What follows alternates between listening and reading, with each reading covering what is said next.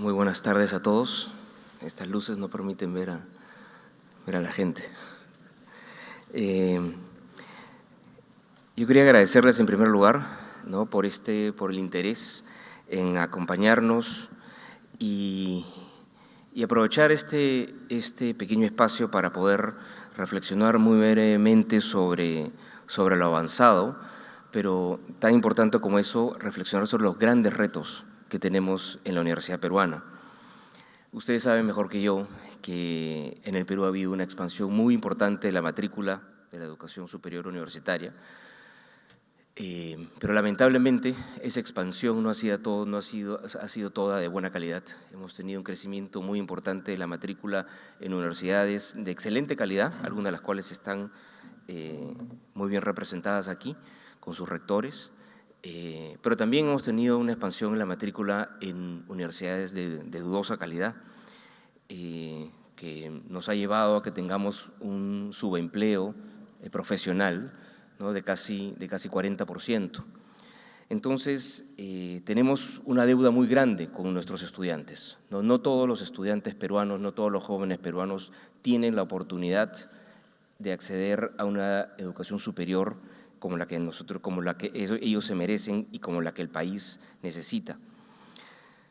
Afortunadamente, yo creo que ya estamos en una senda de cambio y desde año y medio, más o menos, en el cual se logró aprobar una ley universitaria, tenemos la oportunidad, en realidad, de cambiar la historia de la Universidad Peruana. Esta ley, así como un conjunto de líneas de acción y pilares de reforma, constituyen ya los comienzos y los primeros pasos de una reforma universitaria que se plasma por primera vez en una política nacional de educación superior universitaria. Política nacional que tenemos por primera vez. Y por primera vez tenemos una política respecto de la universidad peruana, porque hemos tenido esta autonomía mal entendida, ¿no?, de la universidad. Y lo que nos permite esta reforma, y lo que nos permite esta ley, es justamente poder combinar en un solo esfuerzo, en una sola iniciativa, en una sola política, ¿no?, la autonomía que es indispensable para la universidad peruana, pero al mismo tiempo con la búsqueda de calidad y de la excelencia. La autonomía es efectivamente un elemento central, ¿no?, para crear y consolidar una universidad que crea, que innova, que es un actor fundamental, ¿no?, del proceso de desarrollo, una universidad que está lista para responder los retos de desarrollo y las preguntas y cuestionamientos de desarrollo que tiene el país. La universidad es una institución que no solamente forma profesionales, sino que forma ciudadanos. Y esa universidad tiene entonces que tener autonomía académica, tiene que tener autonomía respecto de cómo se organiza. Y eso es algo que la ley justamente respeta de manera escrupulosa, ¿no? La universidad decide qué dicta, cómo lo dicta, con qué profesores lo dicta, cuál es su orientación. No hay ningún elemento, ¿no?, que cuestione esa autonomía. Esa autonomía, principalmente la autonomía, esa libertad de cátedra, que es fundamental en la universidad como institución, está garantizada.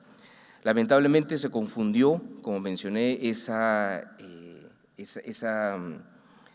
la necesidad de autonomía. A veces se confundió eso con una autonomía que separaba a la universidad casi completamente del resto del país y lo hacía una institución que era completamente autárquica y que no solamente tenía que tener esa autonomía de cátedra, sino que además no rendía cuentas. Y eso sí, eso fue lo que justamente nos llevó a la situación que estamos hoy día. La universidad tiene que rendir cuentas. La universidad pública y privada tiene que rendir cuentas al país. Desde lo más sencillo, no simplemente porque maneja recursos financieros públicos, para empezar, ¿no? La universidad pública maneja recursos financieros públicos, recursos de impuestos que vienen, ¿no?, de los bolsillos de todos los peruanos y que tenemos que estar seguros que son usados de manera eficaz y eficiente para mejorar la educación y la investigación en esas instituciones. Y por otro lado, las entidades privadas, las universidades privadas, también implícitamente reciben recursos públicos en la medida que hay un tratamiento tributario muy favorable para las universidades. Entonces, solamente eso ya requiere una rendición de cuentas y requiere que exista un regulador que se fije si efectivamente esos recursos públicos están siendo utilizados de manera eficiente. Pero también hay otras dos razones por las cuales la universidad tiene que rendir cuentas. Uno, porque tiene una inmensa responsabilidad social. La universidad no es cualquier actividad económica, no es cualquier actividad educativa. La universidad tiene la inmensa responsabilidad de formar no solo profesionales, sino ciudadanos. No tiene la inmensa responsabilidad de formar a quienes van a liderar, ¿no?, nuestras empresas, a quienes van a liderar el sector público, a quienes van a liderar el país. Y por otro lado, la educación, como ustedes saben mejor que yo, es un mercado altamente imperfecto, ¿no? Es un mercado, si lo miramos ya desde el punto de vista de economista que soy, es un mercado que requiere regulación, porque tiene muchísimas asimetrías de información que voy a mencionar en un momento. Entonces necesitamos una universidad que rinda cuentas al país, ¿no?, dada la inmensa responsabilidad, principalmente dada la inmensa responsabilidad que tiene para con todos los ciudadanos. Y una reforma de este tipo, una reforma en la que ya nos hemos embarcado, tiene ganadores y tiene perdedores, ¿no? Los ganadores deben ser los jóvenes del Perú, ¿no?, y el Perú mismo, y el país en su conjunto. Ellos son los ganadores en la medida que van a recibir una mejor formación y el Perú va a recibir mejores ciudadanos. Y los perdedores, ¿no?, van a ser, por un lado, aquellas universidades privadas que han estado, algunas de ellas, acostumbradas a dar un servicio que no es de la calidad que se requiere y que por lo tanto van a tener que cambiar su modus operandi y dar una educación de buena calidad. Y también en algunos casos universidades públicas, o más que universidades públicas, personas en algunas universidades públicas, ¿no?, que han, digamos, que han logrado ciertas cuotas de poder que no necesariamente se ha utilizado en la mejora de la calidad de la educación en esas instituciones. Y como entonces hay intereses económicos, hay intereses políticos, hay cuotas de poder que se están perdiendo, como toda reforma genera resistencias. No hay reforma que no genere resistencias. Cuando hay ganadores y perdedores, hay resistencias. Ese es el orden natural de las cosas. Pero tenemos que trabajar contra esas resistencias, cosas que ya se ha avanzado en los últimos años, ¿no?, en los últimos meses, diría yo, en este último año, ¿no? Desde las resistencias iniciales, cuando tuvimos que, bueno, cuando se cerraba la Asamblea Nacional de Rectores, y que no fue un proceso fácil. Luego las múltiples demandas que se hicieron ante el Tribunal Constitucional, que declaró que básicamente absolutamente toda la ley universitaria es constitucional, todos los aspectos de la ley, y también, ¿no?, proyectos de ley, ¿no?, que apuntan a debilitar, ¿no?, esta reforma. Y estoy seguro que van a haber algunos otros intentos legales, digamos, ¿no?, de detener la reforma. Es natural que eso pase porque hay perdedores, pero tenemos que seguir avanzando en ese proceso porque justamente lo que nos preocupan son los ganadores, no son los ganadores que son los jóvenes peruanos. Esta es una reforma que, para empezar, que tiene un conjunto de aspectos, ¿no?, pero que entre múltiples aspectos nos permite, en el caso de las universidades públicas, un gobierno más democrático. Nos permite justamente elegir a las autoridades de manera universal, ¿no? Ese tercio estudiantil, ese tercio del voto de los estudiantes ya no es a través de delegados, sino es un voto democrático en el cual participan todos los estudiantes, lo cual hace obviamente mucho más difícil de hacer cualquier tipo de manejo en las elecciones de autoridades universitarias. Por otro lado, es una reforma que transparenta la información, que obliga, ¿no?, correctamente a las autoridades de las universidades públicas y privadas, ¿no?, que todos quienes participan de la comunidad universitaria sepan exactamente cómo se están utilizando los recursos que reciben las universidades. Y es una reforma que además establece la necesidad de tener un regulador, que asegure y garantice que efectivamente los recursos públicos se están utilizando de manera adecuada, un regulador que monitoree que efectivamente se cumplen con estándares básicos de calidad, un regulador que se asegure que se cumplen con aspectos fundamentales que plantea la ley, como por ejemplo que un 25% de los profesores de la universidad tienen que ser a tiempo completo. Entonces, esos son distintos aspectos que se plantean en la ley, ¿no?, y que se necesita un regulador justamente para que nos aseguremos que efectivamente las universidades están cumpliendo con lo que la ley exige y con lo que se requiere para otorgar una educación de buena calidad. Hay muchas personas que dicen, ¿para qué necesitamos un regulador? ¿Para qué necesitamos un regulador de las universidades? Y hay varias razones, porque muchos dicen, bueno, es cuestión de darles más información, ¿no? Ya los estudiantes tomarán las decisiones si uno le da buena información acerca de la calidad de las distintas universidades, si le da información acerca de cómo le va a los egresados de jóvenes egresados de distintas universidades en distintas carreras.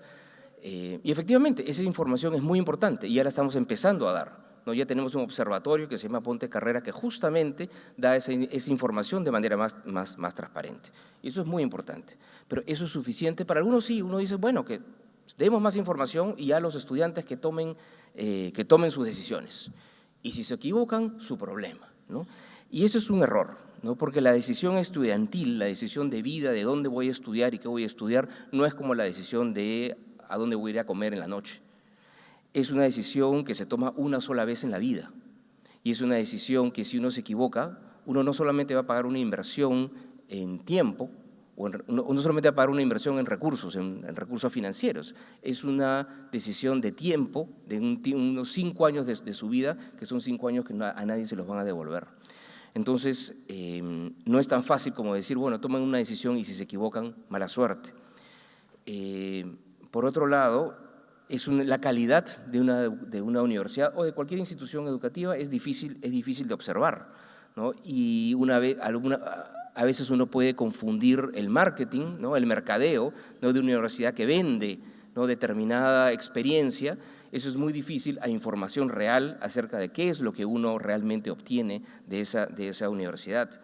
Y por otro lado, cuando uno dice, bueno, que los jóvenes tomen su decisión y ya el mercado decidirá cuáles son las universidades que deben sobrevivir y cuáles no, es como que dijéramos, bueno, que abran y cierran constantemente, que abran universidades buenas y si son malas, bueno, que cierren, ¿no? Pero no, las universidades no son restaurantes, ¿no? Las universidades son instituciones en las cuales nosotros necesitamos el compromiso financiero, el compromiso político, el compromiso institucional de un grupo de gente que forme una universidad, que cree una universidad, que desarrolle una universidad, y eso es algo que toma mucho tiempo, ¿no? Y justamente por eso tenemos excelentes universidades que tienen 100, 200, 300, 400 años. Nosotros no queremos una universidad que abra y si le va bien, bien, y si le va mal, que cierre. No, eso no son las universidades. El mundo de la universidad es el mundo de una institución que tiene que fomentar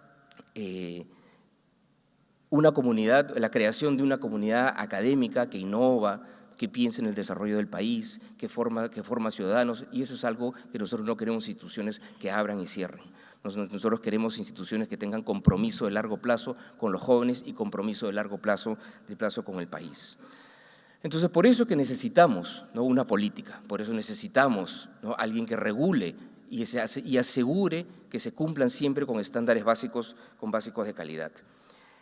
Y requerimos también otros múltiples mecanismos, ¿no? O líneas de acción que deben ser parte de la política respecto de la universidad en el Perú. No es solamente la regulación, también es el fomento, también es el apoyo a la investigación, también es la información, también es el fomento a través de la demanda con una política agresiva de becas como el que tiene ya el Perú, pero que son becas que no se pueden utilizar en cualquier universidad, son becas que se utilizan en aquellas universidades que pasan un estándar de calidad. Es fomentar la investigación y por eso nuestro trabajo conjunto con el CONCITEC, ¿no? De poner recursos para fomentar la investigación en la universidad peruana.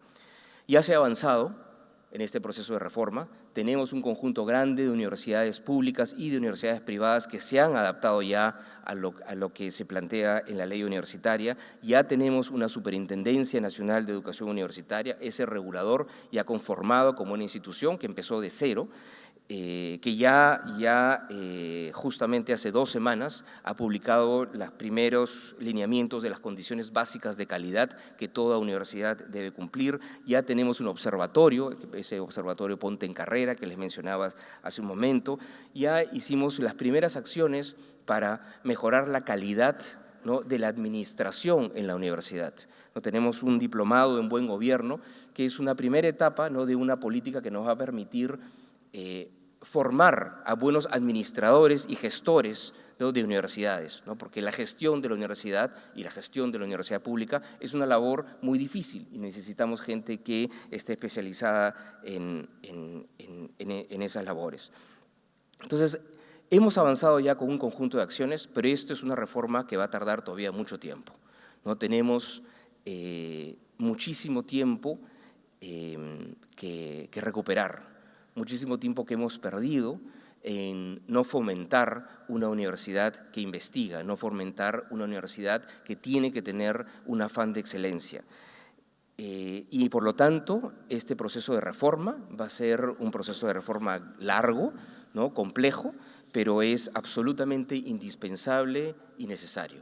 Es una reforma en la cual todos tenemos que estar comprometidos, tanto en lo que se refiere a los esfuerzos que estamos haciendo en lo que se refiere a una reforma educativa, tanto en la educación básica, ¿no?, como en la educación superior. Yo creo que ya hemos pasado un punto de quiebre, ¿no? En general, si nosotros miramos, por ejemplo, cuántos recursos financieros hemos nosotros destinado a la educación en el Perú, nosotros estuvimos estancados por muchísimo tiempo en 3% del PBI, destinando solo 3% del PBI a la educación en general, sumando todo, educación básica, educación técnica, educación superior. A pesar que tuvimos un acuerdo nacional el año 2003 en el cual se planteó que se iba a incrementar el presupuesto para la educación en 0.25 del PBI todos los años. Si eso se hubiera hecho, ya estaríamos por encima del 6% del PBI. Bueno, eso no se hizo. Eso no se hizo. Por una década, a pesar de ese acuerdo nacional, el crecimiento del presupuesto en educación fue positivo, pero a lo más al ritmo del mismo producto. Entonces, nunca nos movimos, ¿no?, de ese 3%. Y por lo tanto, por eso es que hoy día tenemos, por ejemplo, en el caso de la educación básica, un gasto por alumno de $1.000 por alumno, cuando Chile está en 2.800 y cuando el promedio de la OECD es $8.000. Entonces, con $1.000 por alumno es imposible, ¿no?, que nosotros podamos tener una educación de excelente calidad, porque no tenemos que aspirar a una educación de buena calidad, tenemos que aspirar a una educación de excelente calidad. ¿Ha habido una mejora importante en los últimos años? Sí, ha habido una mejora importante. El crecimiento del gasto por alumno de educación básica, por ejemplo, ha subido de $650 a $1.000. Eso es cuando uno lo mira en términos de crecimiento, con un crecimiento porcentual, uno dice, bueno, eso es un crecimiento importante. Sí, pero a eso que hemos llegado, esos 1.000, o creo que ya vamos a llegar a 1.100, eso palidece, ¿no?, respecto de dónde deberíamos estar ya como país, ¿no?, siendo ya un país de ingreso medio. Entonces, en la educación básica, en la educación tecnológica, en la educación universitaria, estamos todavía muy lejos, a pesar de las mejoras, muy lejos todavía de donde debemos estar, ¿no? Pero yo creo que ya hemos pasado ese punto de inflexión, ya hemos pasado ese punto de quiebre. En lo que se refiere al gasto, y ese gasto se ha incrementado de manera sustancial en los últimos 3 años, y estamos pasando de un 3 y vamos a llegar a casi un 4% del PBI, ¿no?, a comienzo del próximo año. Pero eso todavía es insuficiente, y eso va a tener que continuar, ¿no? Ese compromiso financiero, ese compromiso político de apoyo a la educación y de realmente priorizar a la educación es algo que vamos a tener que asegurar como sociedad. ¿Eso se asegura con una ley? No se asegura con una ley, porque una ley se deroga con otra ley, ¿no? Eso se asegura solamente con el compromiso político de todos nosotros, con el compromiso de nosotros como sociedad que tenemos que aspirar a una educación de excelencia, a una educación superior universitaria de excelencia. Y en esa labor, en esa tarea, es que estoy seguro que contamos con todos ustedes. Mi agradecimiento a todos los ponentes, mi agradecimiento a todos los participantes, y espero que estos 3 días nos permitan justamente reflexionar de todos estos retos que tenemos y de poder seguir adelante para poderle darle a nuestros jóvenes la educación que se merece. Muchísimas gracias.